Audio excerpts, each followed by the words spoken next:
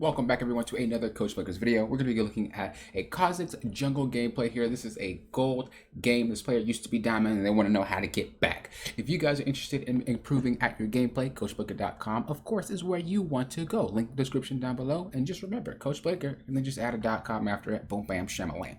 If you guys are like VOD reviews like this one, you can go ahead and book them there. If you guys are like coaching sessions, you can book them there.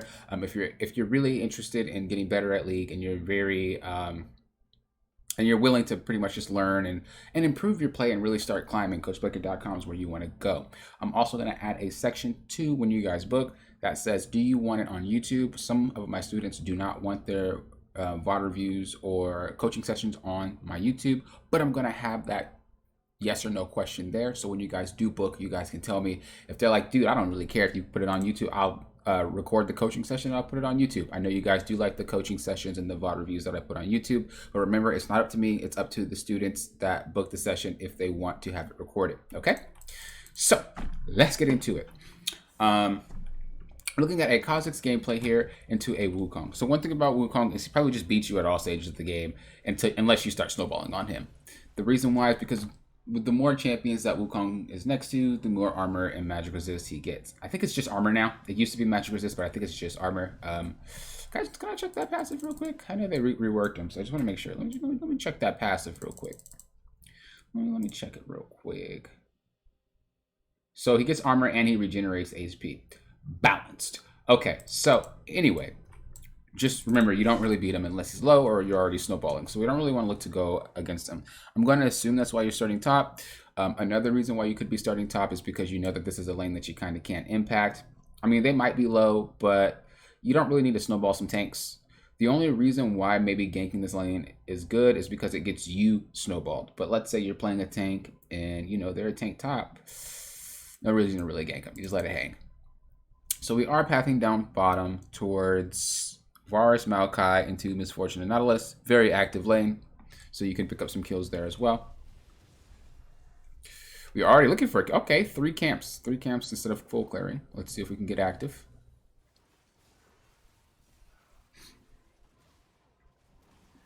Okay, you tried. You tried. That blows. Okay, so the thing about Kha'Zix is he's more of an opportunist. Kha'Zix can force every now and then, but you really just kind of want people to make mistakes and you just clean up afterwards. So as an example, let's just say that play just happened and they got really low. Instead of like actually popping out of the bush like that, you could have sat here, let them chase them down, and then you just kind of pop out and like say what's up and kill them. It's way better than you forcing. If you're going to be forcing, you don't want to play Kha'Zix. You can rarely force because, you know, you want to try to get as much as you can out of ganking, and if you're not going to be getting anything out of ganking, you need to be farming. So we're going to say on these notes here that unless your gank will work, try to continue to farm and wait for mistakes. I'm going to just say keep up tempo. Tempo as a champion like Kha'Zix is actually insane. If you can start rolling, you just kind of shred the game. It's ridiculous how strong this champion gets if you can keep that tempo up. Which is why you don't want to waste time on failed ganks, which is why you don't want to waste time on sitting in bushes. You could have been clearing during those situations, and then you could have proceeded to go for a gank. Because if you already cleared your camps, let's say you took everything out, and then you went for that gank and it failed, who cares? Your camps are respawning anyway. And then if you go to this play, and nothing happens and you recall, who cares? Your camps are spawning anyway. But the only camps that are quote-unquote spawning, aside from the red buff and blue buff, obviously, are going to be 1 camp. So you still got 3 other camps left. So I always kind of just say, kind of do your homework first. The camps are always going to be your homework before you can go ahead and play outside with these guys. Another forced gank. As I said, you don't really beat Wukong ever. So you don't really want to have a gank versus... Like, you don't want to have a 2v2 or 3v3 with that champion. If you're going to gank lane, make sure that guy is not going to participate in that gank. Okay. So now it kind of sucks because, you know, if Wukong was tracking your CS, he'd know that you didn't do anything, and he could have just easily walked into your jungle and stole your CS. But we're not going to focus on the mistake at hand of what it could cost you. Once again, we're just going to focus on that key point that I just wrote down, which is what? We don't want to go for, you know, failed ganks or unsure ganks. 50-50 plays, whatever you want to call it. We don't want to go for those, and we also don't want to like waste time, like sit in bushes and just kind of look for one. You really want to be looking to farm your camps. Okay, so now we're pathing upwards instead of downwards. No. Okay, he must be your duo. Because there ain't no way a Kha'Zix player is camping that guy. Good flash Q. Just another forced gank. If Wukong was there, you guys both die. Just kind of keep that in mind. Also, this place that you're going to is your bot side. And the reason why you're going bot side is because you've seen that Wukong was top side. I'm pretty sure. So you know if you go top side that low, you're screwed. Which is why you want to clear first and then go for ganks. So you can even just clear one side and then go for a play and then walk down like you just did. It makes it so that you're not like screwing yourself. You want to make sure that you're recycling these camps, because if you're not recycling these camps, they don't level up. So if Kha'Zix is level 1, it'll stay level 1 until you kill it. And then it'll level up with the game. It never levels up without you killing the monster. Okay, we're looking for a dragon here. I don't really like soloing dragons, period, no matter who you're playing. Soloing dragons... Okay, I lied. If you're playing something that's useless, so like Udyr, soloing dragons is kind of what you're about. Master Yi obviously solos them. Something that's really good at it. Kha'Zix is not that great at soloing dragons.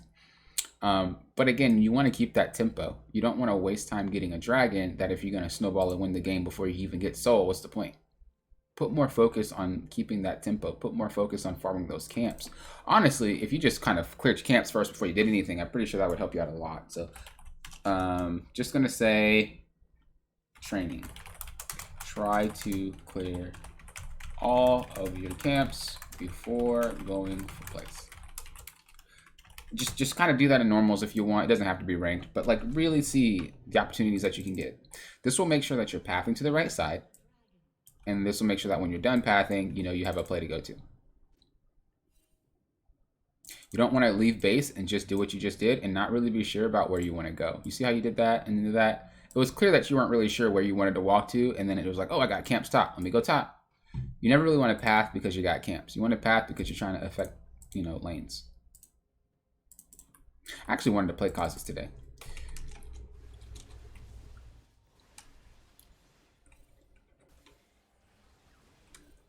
Just for future references, just go for the crab first, and then go ahead and clear your camps. Always try to get that crab first. So let's just say, I don't know, you're coming from top side, go grab crab real quick, and then go clear your jungle. You can either walk back and go wolves and then go gromp, or you can go gromp and then go wolves. It's the same thing if you're leaving base. Just go straight to the crab and then go ahead and do your thing. Maybe look for a play if you want, but then go ahead and do your thing. Always try to get those crabs first, because you don't want to waste time farming and then have to run into the Wukong. If you could just snatch it before it even gets there, it's huge. Again, a play that we don't know where Wukong is. Maybe we've seen him. I actually don't recall seeing him, but we're gonna assume. Okay, we didn't see him. So we don't really know where Wukong is right now, and if you go for that play, you could die. Because Wukong could be there. He wasn't there, luckily. But you see kind of how now you just kind of screwed yourself? You, like, did the camps, and then you went for the crab, and then you went for the gank, and now you're forced to walk all the way down. When efficiently, we could have just went for the crab straight away, look for that play, walk back, path down. You're more efficient that way. That makes sense? It's really about efficiency. I think a lot of the places you want to go for, just kind of think about why. Think about why am I going for the plays that I'm going for? Like, what am I going to accomplish? Once again, we don't know where Wukong is. I know you want to try to participate in this, but you got to make sure you're tracking, because if that boy shows up, everybody's a dead teammate.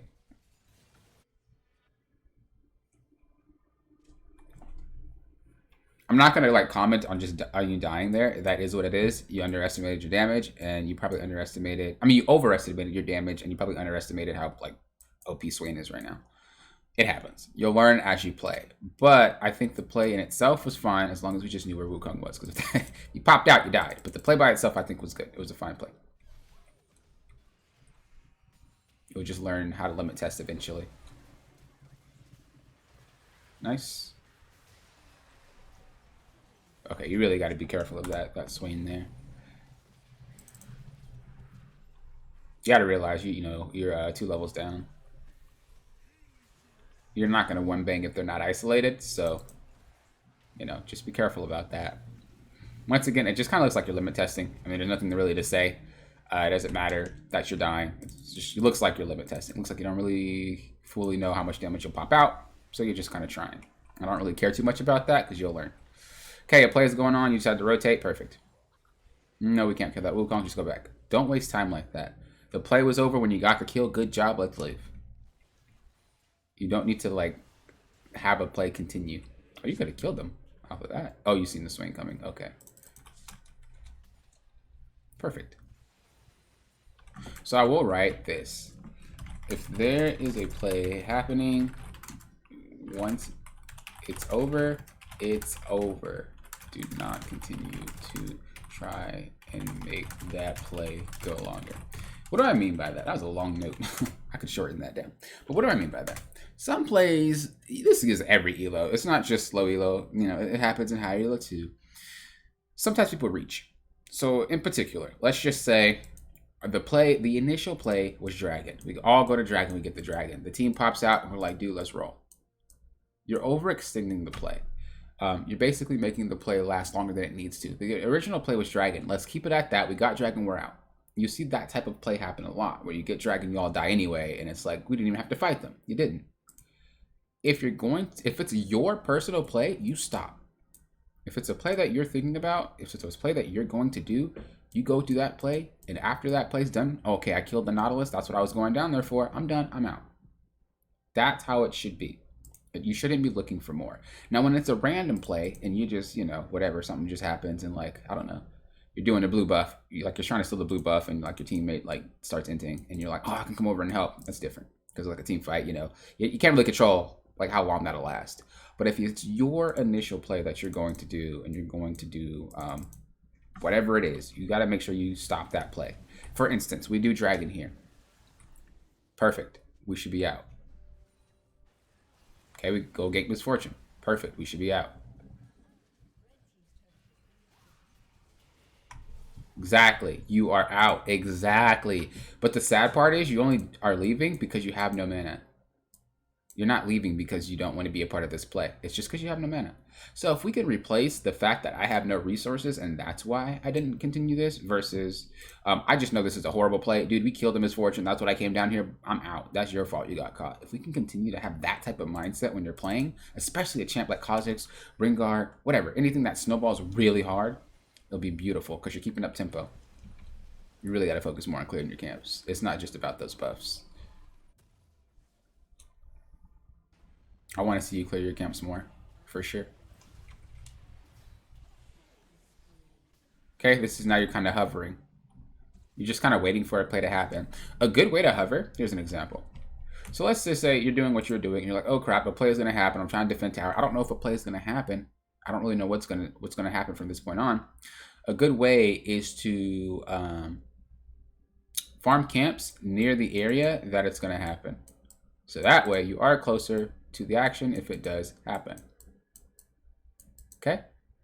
If for some reason you are farming your Gromp, you can't make the play. Krugs, you can't make the play, etc., over there too. You can't make that play. If the team is topside, well, guess what you should be farming? Your Gromp and their Krugs.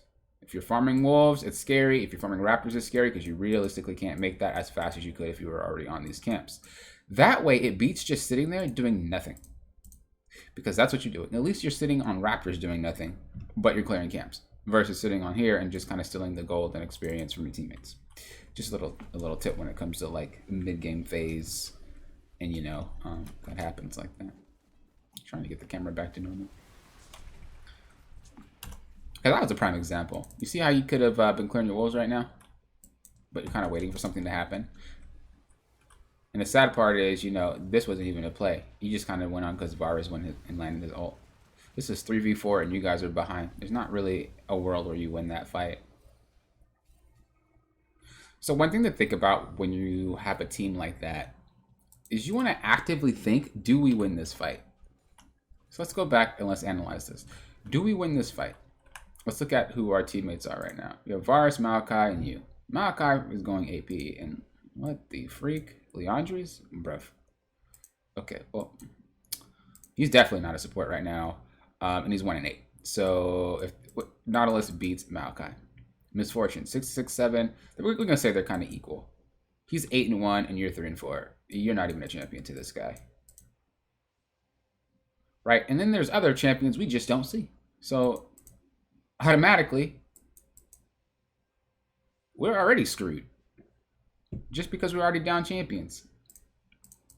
Not numbers wise, but I mean, like, you know, Wukong cancels you out, Alice cancels Maokai out, you're already down. You're not strong enough to handle this. So in this way, just go farm. Go push your lane. Go do anything that you want to, because if this is just not a tower, we can either we can hold it or we leave. We can't fight it. So it's just not something to try to. It's pretty obvious that we won't win that. You just gotta trust your gut on it. A lot of the times that I see people play, it's because they feel like they can make an impact on a play. They think they can. Don't think, just know. Can you or can you not? Don't think, well, maybe I could do something. If you know you're behind, man, you ain't got no damage. There ain't nothing you can do. Let it go. They're going to ping you. They're going to get mad at you. Just like this part down here. Remember when you were out of mana and you just left that Varus to die? It's the same situation. But remember, it's not about the resources. It should be about, I can't help because I don't have the damage. I can't help because I know we lose this team fight. And then go about your business. I'd rather you leave because of that than just because you don't have resources.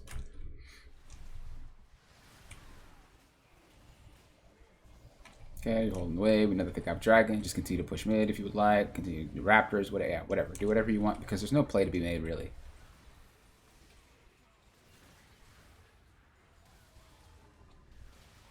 That's unfortunate. There wasn't much you could do there.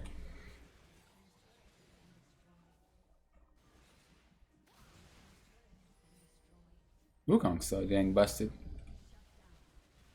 I like that you're doing this, but do this also when there's plays that are around the map that you know you can't impact, you know? I like that you were split pushing like that because you couldn't really do anything.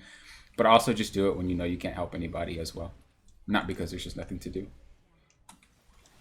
I'm not gonna lie to you, this game looks hard. So unless I see anything in particular, I'm just gonna let the game play. Okay, we cleaned up. Sion doing a little Sion split push thing. We got the dragon, perfect. Okay, one thing I will say right now. This is good. After this dragon, where did we just see everybody? 3 are dead. Sion's here. Misfortune's dead. Go steal his camps, man. Tax his butt. Because if you take his camps, not only do you get ahead, but also you put this dude even further behind because he has nothing to farm. And then go clear your camps. Because what happens is if he comes and takes your camps, where are you going to get camps? So if you just take his camps first and then take your camps, you're putting him effectively behind. And also his camps should be a higher level than your camps because he probably should be farming them a little bit more on rotation than you would. So let's just check. What level is this? Level 13. Let's see what level is their Gromp when they go check. I could, you know, he could have it lower than yours, but we'll see. You didn't even go check it.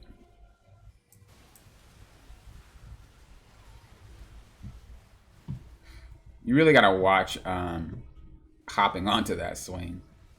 Really just kind of know your damage numbers, and I think you'd have a better time playing. Okay, let's go back real quick because I wanted to see. So it's 12, so it's not the same. He didn't reset it. What about your Krugs? Your Krugs are 13. How in the world? Guess he didn't clear him. But realistically, especially when you're in higher elo, the other teammate is going to be rotating their camps a lot more than you are because you're behind. In most instances. Unless Wukong just stole your camps and said, you know what, forget my camps too. In which case, like I said, you know, yours is going to be higher. But realistically, most of the time, if you'll notice that like your camps are a little bit lower because you can't enter your jungle and go farm because you can die.